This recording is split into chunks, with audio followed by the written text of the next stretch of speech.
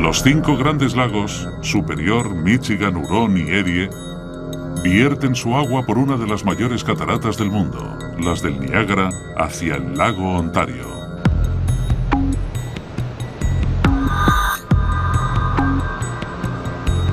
El gran torrente de las cataratas vacía en el mar el exceso de agua de 4 de los 5 grandes lagos. Para los geólogos, los lagos son una maravilla natural y un misterio. Los científicos siguen el rastro de cómo se formaron. Las rocas son sus pistas y el hielo, la lava y el agua sus sospechosos. La investigación empieza en estos edificios industriales aparentemente simples que hay al lado del lago Hurón. A cientos de metros bajo el suelo reside un gran secreto.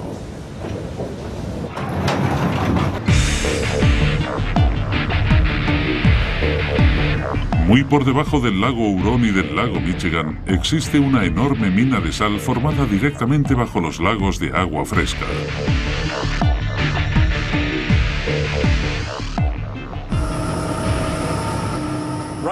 Ahora mismo estamos a 530 metros por debajo de la superficie de la Tierra. Nos encontramos en la mina de sal subterránea más grande del mundo. Y eso que estamos debajo del lago Hurón, un gran lago de agua fresca. Por sorprendente que parezca, este depósito de sal se descubrió por casualidad.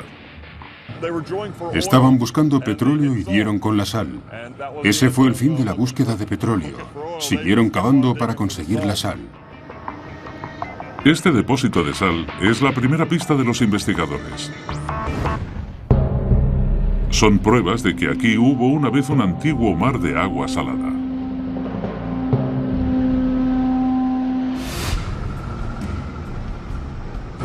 Hace muchos años la sal se formó en un gran lago salado y con la evaporación y las estaciones secas, la sal sedimentó y se quedó allí, formando esta mina que ahora estamos explotando.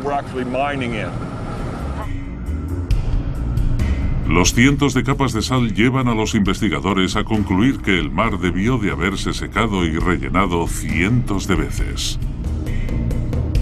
Los científicos probaron más tarde que este mar terminó evaporándose hace millones de años. El 35% de la sal de los Estados Unidos proviene de estas minas. La sal se usa para derretir el hielo en las carreteras heladas y aceras, para condimentar la comida. Son los restos de mares de hace millones de años y provienen de debajo del lago Hurón y el lago Michigan. El depósito de sal es gigante. Seguramente hay trillones de toneladas de sal. La mina se extiende todo recto hasta Detroit. La sal está por debajo de todo el lago Hurón y el lago Michigan. La sal es blanda. Pero durante estos millones de años, las capas de sal se deberían haber desgastado. ¿Por qué no lo han hecho?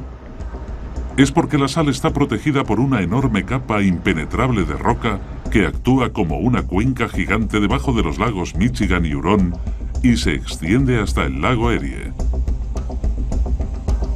Al igual que la porcelana de una bañera, la cuenca rocosa recoge toda el agua fresca de los lagos.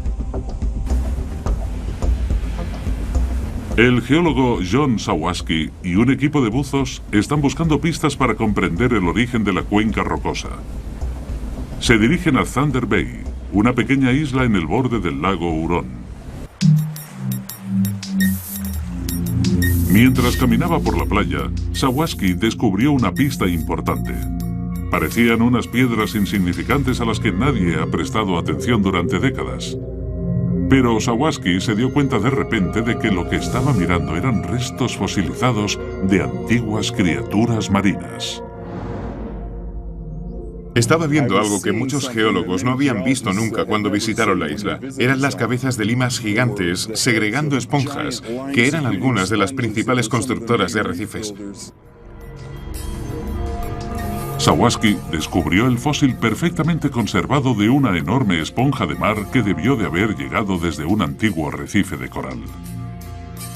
¿Quieres que hagamos una lectura con el GPS, Rick? Durante los últimos 5 años, los buzos de Sawaski han estado inspeccionando el lago para descubrir el tamaño del antiguo arrecife de coral. Creen que tiene varios cientos de metros de grosor y que se extiende por debajo del lago Hurón.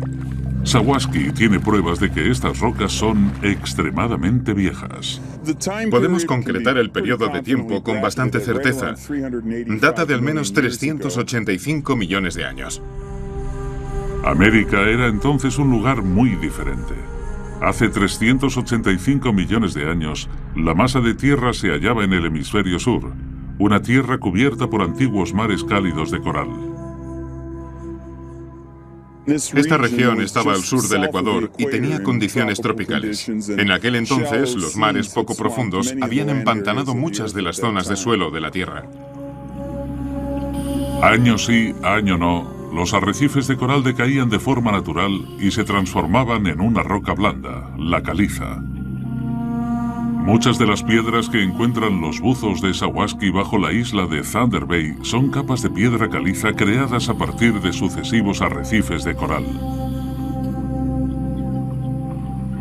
Pero hace millones de años, algunas de estas piedras calizas que se hallaban cerca de la superficie cambiaron. Cuando el mar de sal se evaporó, convirtió la caliza en una segunda roca mucho más dura, algo que decidiría la forma de los propios grandes lagos.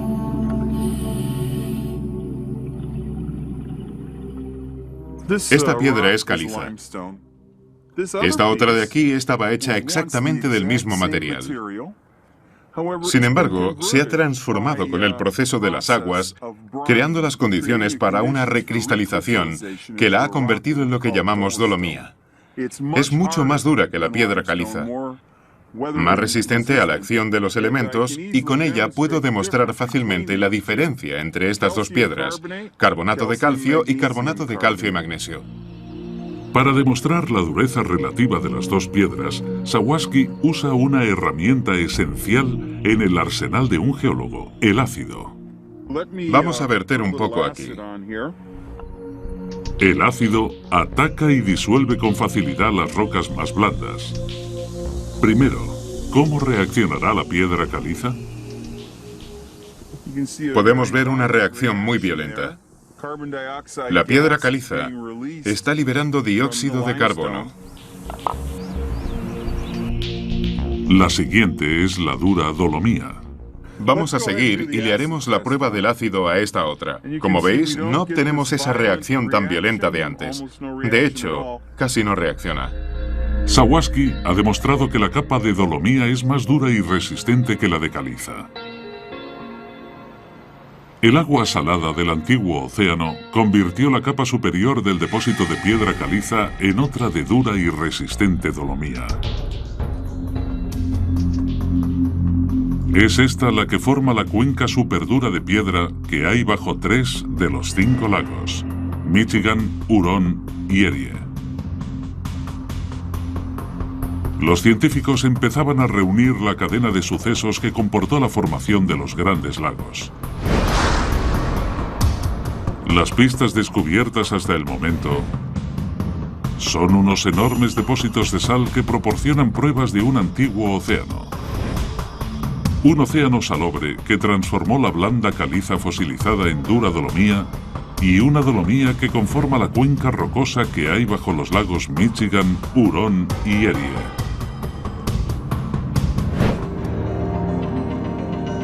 La parte alta de la cuenca, el borde, forma unos acantilados escarpados que se alzan por encima de los 3 lagos.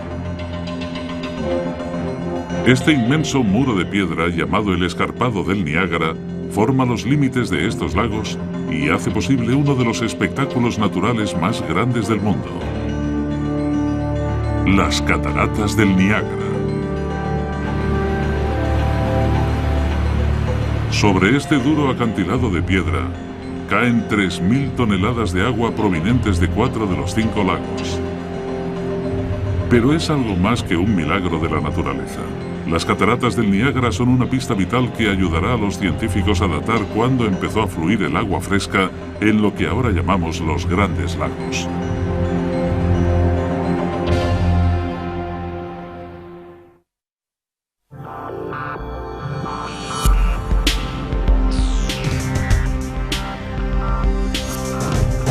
Los grandes lagos de Estados Unidos. Los geólogos han descubierto que 3 de los lagos se formaron en una gran cuenca rocosa creada por una antigua laguna. La pregunta ahora es, ¿cuándo ocurrió? Los científicos creen que la respuesta está aquí, en las cataratas del Niágara. Detrás de esta cortina de agua están las pruebas que demuestran cuándo se formaron los lagos. Al igual que una bañera que rebosa, el exceso de agua de 4 de los 5 lagos, Superior, Michigan, Huron y Erie, pasa a las cataratas y se vierte en el lago Ontario.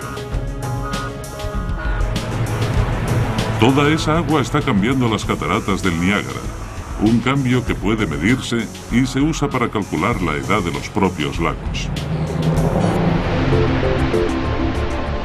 Las cataratas fueron estudiadas por primera vez por uno de los fundadores de la geología moderna, Charles Lyell.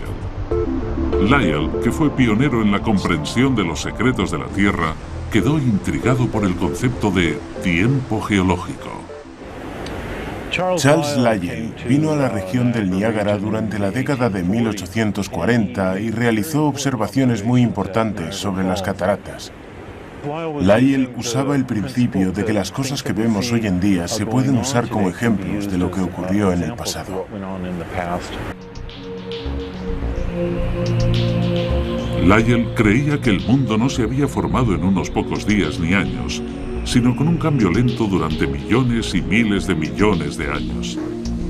Eso contradecía directamente las enseñanzas bíblicas, que decían que el mundo era así desde que se creó. Lyell se dio cuenta de que el dramático cambio geológico se estaba produciendo ante sus propios ojos en las cataratas del Niágara. Si pudiera medirlo, sería capaz de calcular la edad de las cataratas.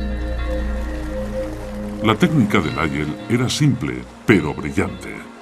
Advirtió que bajo las cataratas había una gran garganta sobre la que los lugareños afirmaban que se hacía más larga según iba llegando agua de las cataratas. Dicen que las cataratas se están moviendo lentamente hacia arriba. Si nos dirigimos a la base, podemos ver por qué. La cara del acantilado se está desgastando. Las cataratas están formadas por un acantilado cubierto por un saliente de la dura dolomía creada, como hemos visto, por el agua de mar.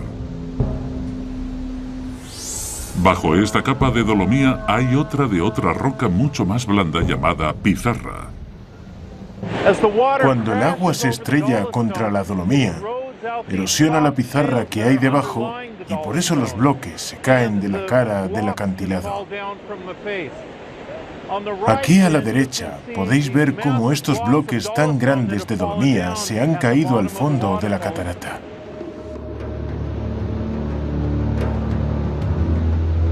Cada vez que se cae la cornisa de dolomía, las cataratas se mueven un poco más hacia adentro. Lyell creía que este proceso se había ido dando desde hace miles de años y que aún continúa.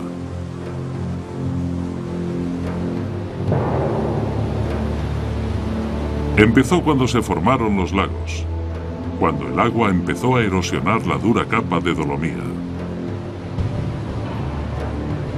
Para descubrir la edad de las cataratas, todo lo que necesitaba Charles Lyell era un poco de matemática simple. Se dio cuenta de que las cataratas empezaban en el escarpado del Niágara, que estaba a unos 10 kilómetros. Así que si las cataratas estaban retrocediendo 30 centímetros por año y ya llevaba 10 kilómetros, eso nos da que lleva 35.000 años vertiendo agua. Los cálculos de Lyell estaban basados en medidas simples, pero con datos erróneos. Pensaba que las cataratas estaban retrocediendo 30 centímetros cada año, pero ahora tenemos registros mucho mejores para averiguarlo. Esta placa conmemora Table Rock, que es donde estaban las cataratas a principios del siglo XIX. Desde entonces ha retrocedido 200 metros a mi derecha. Por tanto, en los últimos 200 años, las cataratas han ido retrocediendo a un ritmo de no 30 centímetros, sino nada menos que 1 metro al año. Por tanto, en vez de los 35.000 años que calculó Lyell, las cataratas del Niágara se formaron hace un tercio de esa cantidad, hace solo 12.000 años. Apenas un pestañeo en los 4.500 millones de años de historia que tiene la Tierra. En su búsqueda para averiguar qué creó los grandes lagos, los científicos tienen ahora una pista importantísima: la edad de una de sus rasgos más características. Nacidas al mismo tiempo, las cataratas son el exceso de agua de los lagos que hay más arriba y que se vierten en el lago Ontario y luego al mar. Así que si las cataratas tienen solo 12.000 años, eso significa que los propios lagos tienen que ser increíblemente jóvenes. Ahora que los científicos habían logrado saber cuándo se crearon los lagos, la siguiente pregunta era ¿cómo? ¿Qué fuerza tan inmensa podría haber creado no uno, sino 5 lagos gigantes? Una fuerza tan poderosa debió de dejar un rastro de pruebas incriminatorias por toda la región.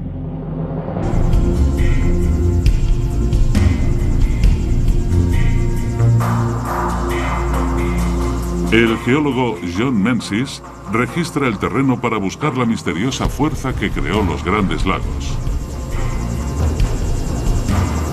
Y logra encontrar algo inusual: unas extrañas colinas con forma de ondas colocadas en fila, llamadas drumlins. Algunas son planas y anchas de aspecto aerodinámico y otras son extremadamente alargadas. Esta mide casi 1,5 kilómetros de largo, 50 metros de alto y unos 70 de ancho. Es la prueba que John Menzies estaba buscando. Hay muchos campos de drumlins en Estados Unidos, pero este es uno particularmente grande. Tiene entre 60.000 y 80.000 de ellas. Ciertamente es un campo enorme.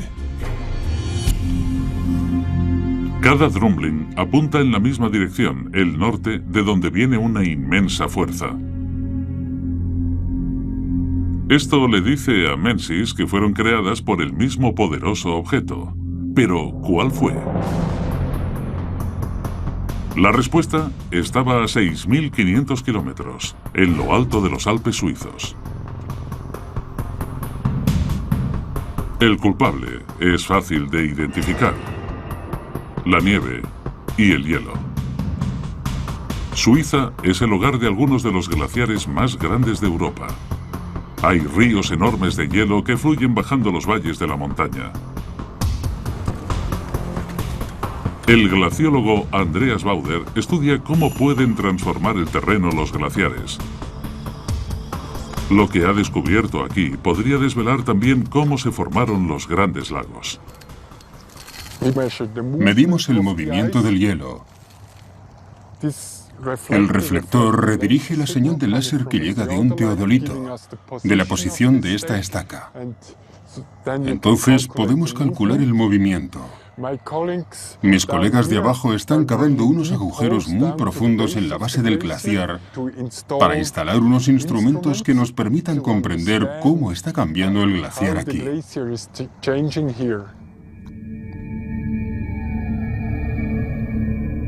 Los datos de Bauder revelan que el glaciar se mueve 3 metros cada mes. Aquí, lo que parece un simple glaciar inmóvil, en realidad está bajando la montaña, y ese movimiento queda registrado por las fotografías que se toman cada año. Para descubrir qué dirige al glaciar, Bauder escala hasta lo alto del mismo. Este glaciar tiene miles de años, y casi 1,5 kilómetros de grosor en algunas partes. Un bloque de hielo tan grueso pesa nada menos que 1.500 millones de toneladas por kilómetro cuadrado. Eso es el peso de 59.000 superpetroleros llenos. Y es este peso tan inmenso lo que convierte al glaciar en una fuerza tan a tener en cuenta. Su peso está empujando lentamente al glaciar hacia abajo del valle. Lo recoge todo a su paso, rocas y escombros.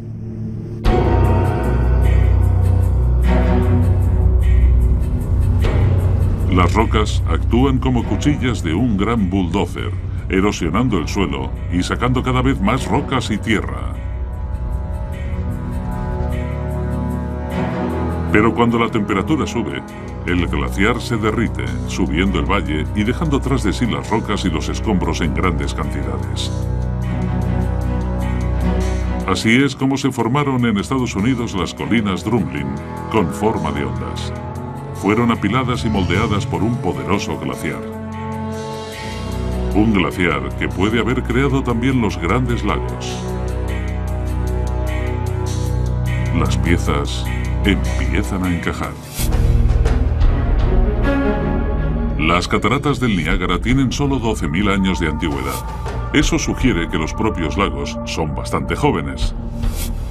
La presencia de miles de drumlins apuntan a un bloque de hielo que creó los grandes lagos.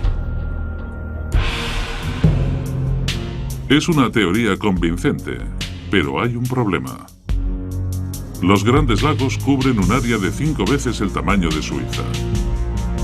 No se sabe de la existencia de ningún glaciar con ese tamaño. Los geólogos parten ahora a la caza de algo aún más poderoso que pudiera haber creado tan gran destrucción. Una especie de monstruo prehistórico que morara por Estados Unidos.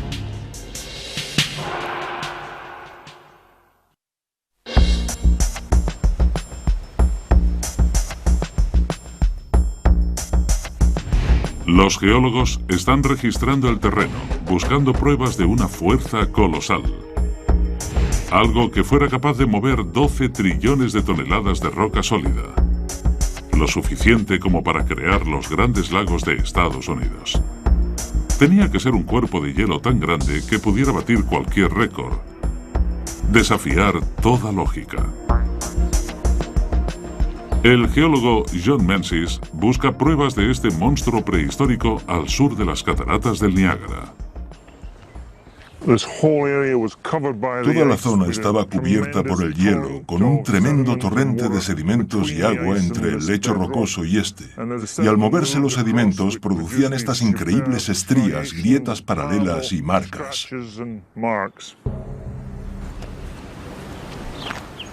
Y todavía hay otra pista. Unos grandes peñascos compuestos de roca cristalina llamada granito. Estas enormes piedras se encuentran en un terreno llano y arenoso. ¿No deberían estar ahí? Esto es lo que llamamos una roca errática. Es granito. Pesa entre 80 y 100 toneladas. Debió de quedar atrapada en la base del glaciar y se fue moviendo como en una cinta transportadora hasta esta parte del sur de Ontario, a 700 u 800 kilómetros del sur del escudo canadiense, donde el hielo se retiró y terminó derritiéndose. Así es como llegó aquí la roca, donde la podemos ver hoy en día. Las rocas erráticas se movieron cientos de kilómetros desde el norte de Canadá, arañando el lecho rocoso y creando las colinas Drumlin. Las pruebas están creciendo cada vez más. Aquí hubo hielo una vez. Montones de hielo. Los geólogos marcan en los mapas todos estos restos de los glaciares y entonces se forma una extraordinaria imagen. No la de un glaciar, sino de una gigantesca capa de hielo de 1,5 kilómetros de grosor y unos 3.000 de longitud.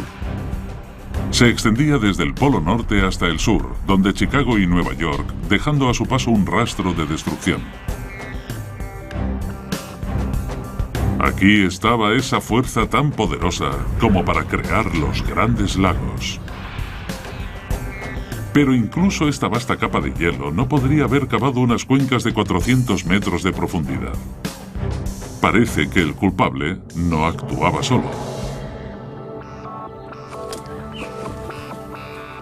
En Scarborough Floods, a solo 30 metros del lago Ontario, John Menzies ha localizado un depósito extraño en la cara del acantilado. Estas capas de roca le proporcionan una especie de máquina del tiempo geológica. Cuanto más mira, más atrás vuelve en el tiempo. Podríamos decir que es un viaje a través de los últimos 60.000 años de la historia geológica de esta parte de Canadá. Esta formación baja se creó hace entre 65.000 y 40.000 años. La siguiente capa es de entre 25.000 y 10.000 años atrás. Menzies se centra en las capas más oscuras comprimidas entre las más claras. Lo que tenemos aquí es una secuencia de sedimentos que ilustra los movimientos del frente de hielo adelante y atrás por esta parte de Canadá. Estas capas oscuras marcan el final exacto de cada era glacial, formadas por materiales orgánicos de cuando las plantas volvieron a crecer en temperaturas más cálidas. Aquí, John Menzies ha conseguido pruebas de que las eras glaciales volvieron 2 veces a este lugar durante los ciclos de destrucción.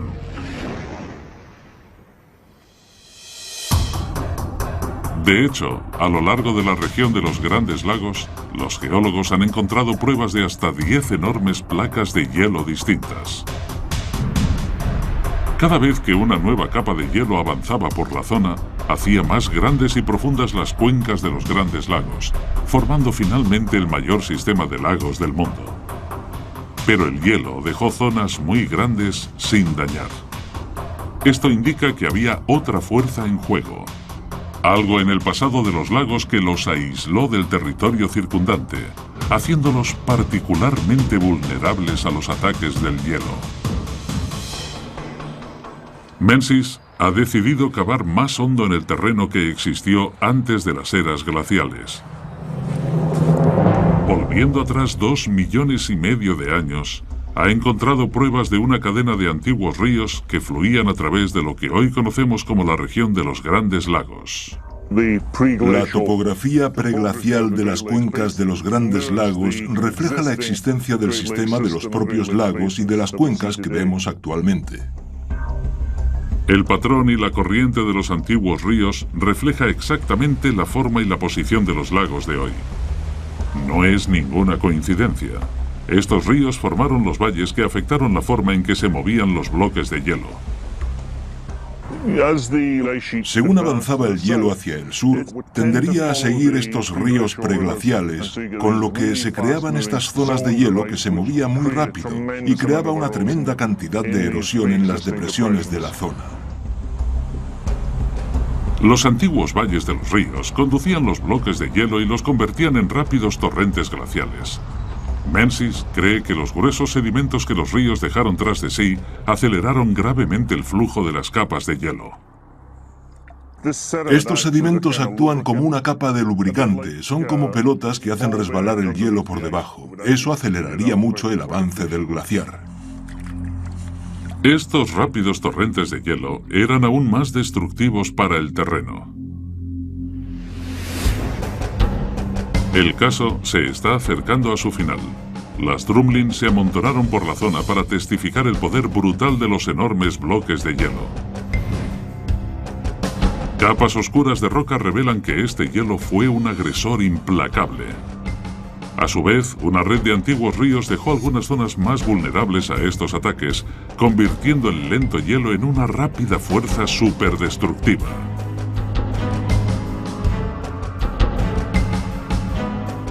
Esto comportó la desaparición de grandes masas de roca y sedimentos que había sobre la dura capa de dolomía, el suelo rocoso de los lagos.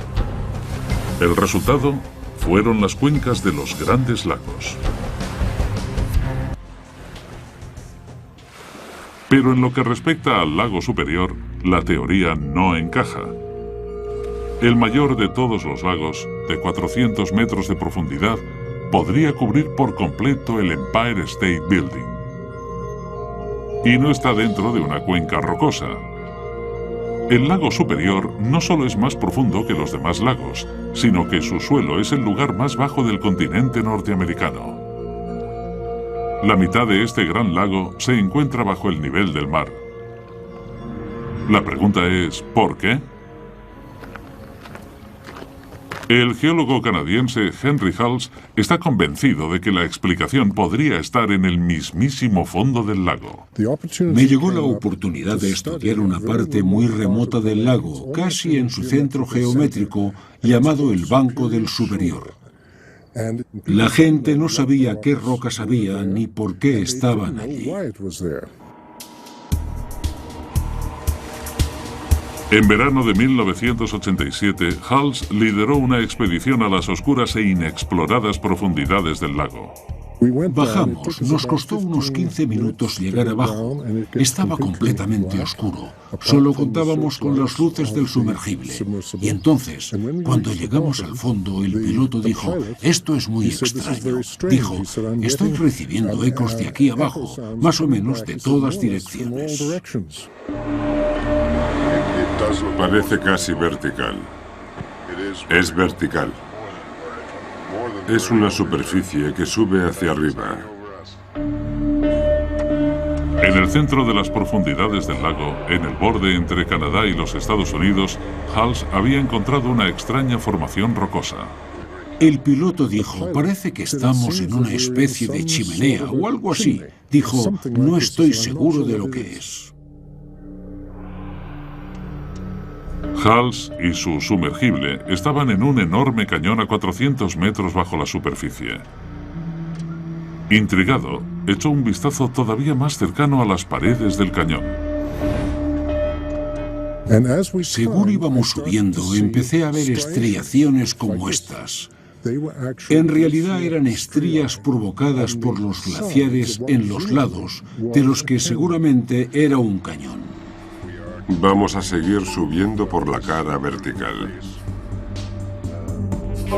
Hals había descubierto un gran cañón, marcado con estriaciones o grietas del glaciar que había moldeado el lago. Pero el tipo de roca era la pista para entender la increíble profundidad del lago superior. Usó los brazos robóticos del submarino para tomar muestras de la roca de las paredes del cañón. Este estaba formado por rocas oscuras de basalto. El descubrimiento de esta piedra llevó la investigación en una dirección sorprendente. El basalto solo se podía haber formado por una actividad volcánica intensa. El basalto se crea cuando el magma caliente de la Tierra sale a la superficie. Hace 1000 millones de años, una fuerza inmensa rompió aquí la corteza terrestre, formando un desfiladero. El magma caliente se metió por las grietas de la fina corteza. Al enfriarse, dejó al valle con una capa de duro basalto. Y entonces, durante millones de años, el cañón se fue llenando con rocas sedimentarias más blandas. Hay una capa muy gruesa de sedimentos sobre la roca volcánica del lago, y todos son relativamente blandos. Muchos geólogos creen que esa misma actividad volcánica fue la causante de la formación del quinto y último lago.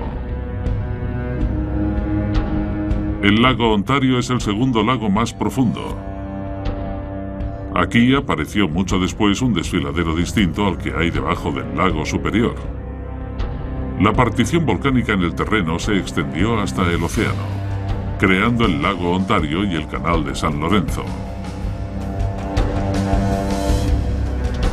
Millones de años más tarde, el gran bloque de hielo moldeó con facilidad las debilitadas estructuras del valle bajo los signos Superior y Ontario.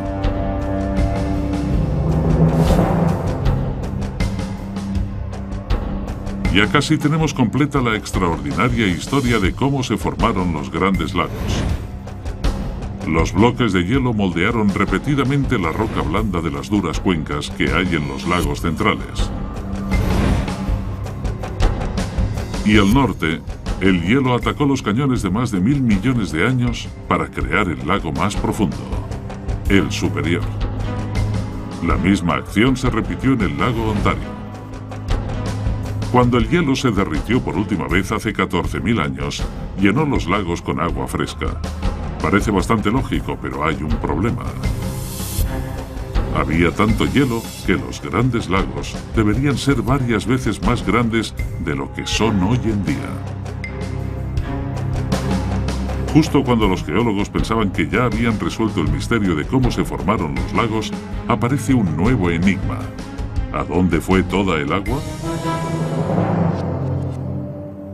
El geólogo John Menzies está investigando qué ocurrió exactamente al final de la última era glacial, cuando un enorme bloque de hielo de 1,5 kilómetros de grosor y que se extendía hasta el Polo Norte, empezó a derretirse.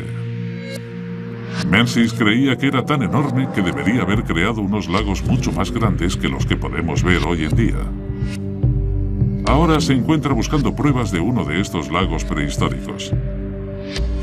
Cuando el hielo se derritió, apareció un gran lago de agua fresca al que los geólogos llaman Lago Iroqués. Cuando este lago se secó, dejó unas playas que todavía se pueden ver en la actualidad. Menzies cree que puede encontrar estas antiguas playas en el terreno inclinado que rodea al lago Ontario.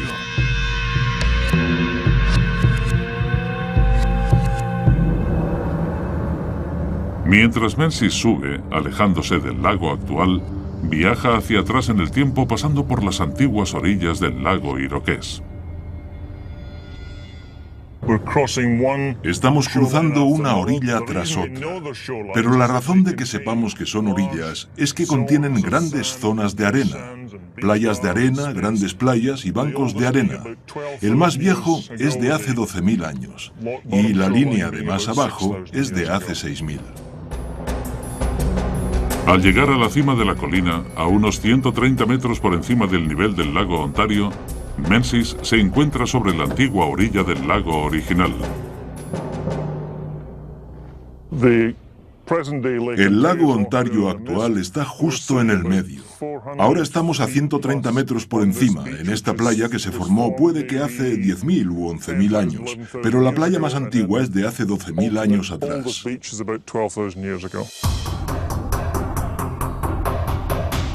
Estas antiguas playas cubiertas ahora bajo el terreno circundante son la prueba de un gigantesco lago de agua fresca. Estamos mirando a una increíble cantidad de agua. Si lo pensáis bien, se extendía desde aquí hasta más allá del lago, pasaba por el estado de Nueva York y entraba en Rochester, así que era un gigantesco mar en tierra. A pesar de su tamaño, los grandes lagos de hoy son apenas una pequeña fracción de estos enormes lagos prehistóricos. Pero el agua desapareció. Los geólogos quieren saber cómo se vació. A 80 kilómetros al este de Toronto, en India River Canyon, Menzies sigue el rastro de los torrentes de agua perdidos. Bien, lo que tenemos aquí es una enorme cueva subglacial creada por agua derretida de los glaciares que salía de la capa lauréntida. Normalmente se formaba cuando una roca grande rodaba en estos vórtices torrenciales. El agua derretida estaba llena de rocas y sedimentos, y en este caso taladró abriéndose paso a través de la piedra. Estas grutas son la prueba de una inundación catastrófica, de grandes volúmenes de agua moviéndose a gran velocidad. Y toda esta agua necesitaba una ruta de escape. Menzies cree que ha encontrado el lugar. Debió de ser un torrente enorme, seguramente de unos 3 kilómetros de ancho, y es fácil que tuviera 80, 100, 130 metros de profundidad. Se movía a una velocidad increíble. Cerca, un abrupto desfiladero. Más pruebas del enorme poder de la inundación. El riachuelo que hay hoy en día no podría haber cortado una cantidad tan grande de roca. Lo que nos ha dejado es un riachuelo que no encaja.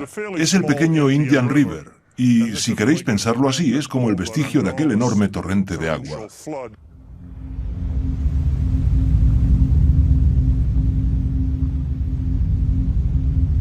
Los geólogos creen que una vez se retiró el hielo, descubrió la antigua salida del río, permitiendo que enormes cantidades de agua salieran en dirección al mar. Finalmente, hace 12.000 años, el hielo se retiró por el canal de San Lorenzo, permitiendo que los lagos se formaran con su capacidad actual.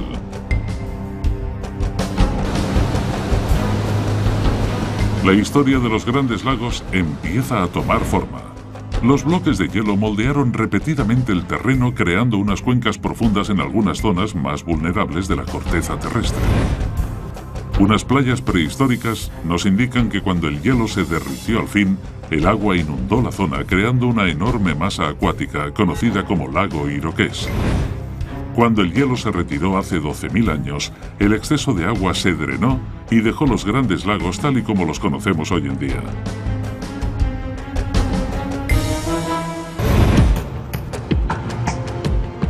Pero incluso ahora, sabiendo cómo se formaron los grandes lagos, estos siguen cambiando. Y los científicos predicen que un día los lagos desaparecerán para siempre.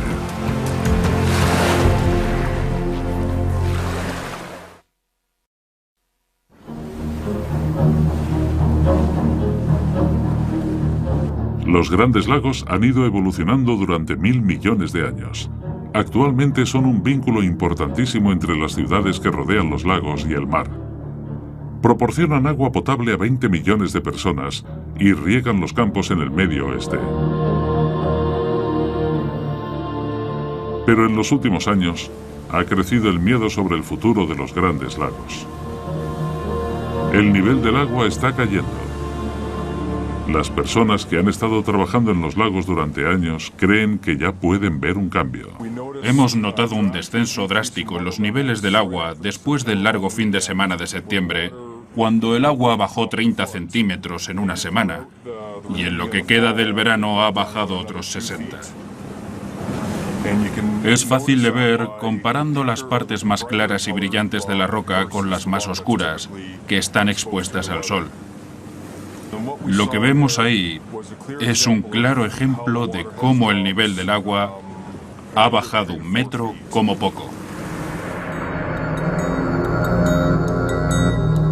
Los lugareños no tardaron en achacar el suceso al calentamiento global, pero los geólogos creen que hay otra fuerza en juego. La capa de hielo que moldeó los lagos era tan pesada que se metió en la corteza terrestre. Ahora el hielo ha desaparecido y la corteza está volviendo. Es increíble, pero 9000 años después de la última era glacial, el suelo sigue levantándose.